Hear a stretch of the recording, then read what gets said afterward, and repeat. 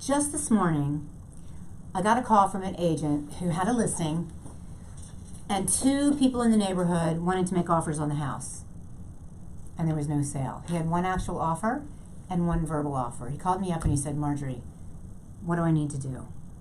Hi, I'm Marjorie Dick Stuart. Welcome to What's Working Now Tuesday at 2.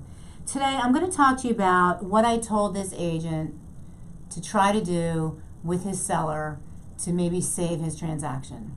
So this is the short version of the story. Agent had a listing. All right, you've got your house on the market. You've listed it with the real estate agent. It's brand new on the market. It's priced really well. Two buyers step forward. The agent says, my buyer wants to make an offer. Another agent says, my buyer wants to make an offer.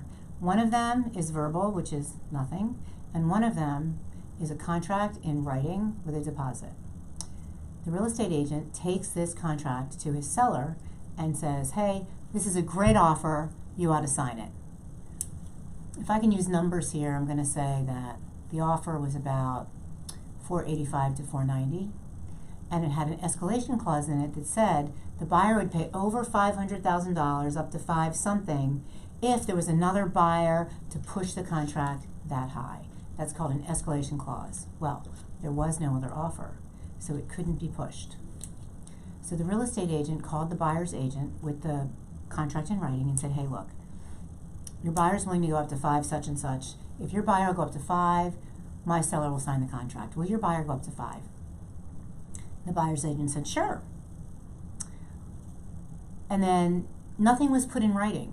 Seller didn't put something in writing countering it, and the buyer didn't put anything in writing coming back. So here's this offer sitting here that says what a buyer's willing to do, up to a certain number, but there's no contract, there's nothing in writing, and there's no agreement. So the agent calls me up and he says, oh my gosh, Marjorie, what do I do?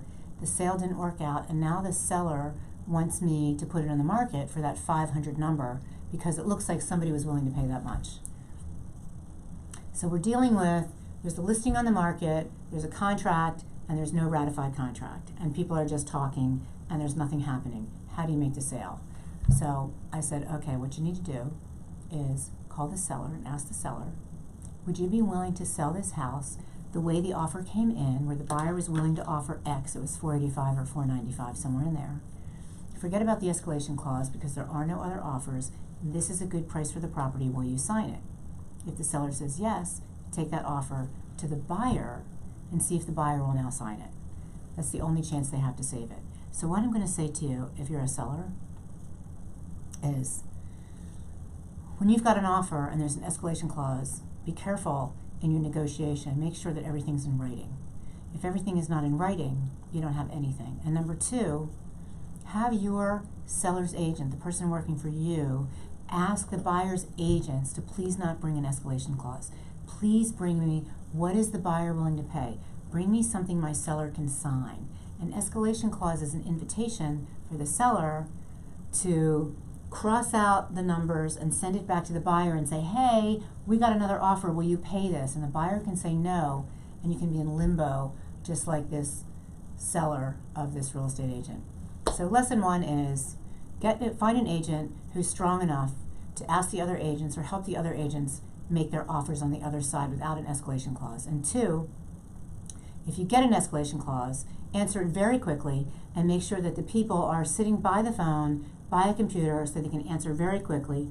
Or three, have a really strong agent who can get that other agent to get their buyer to come back in writing and give you something to sign.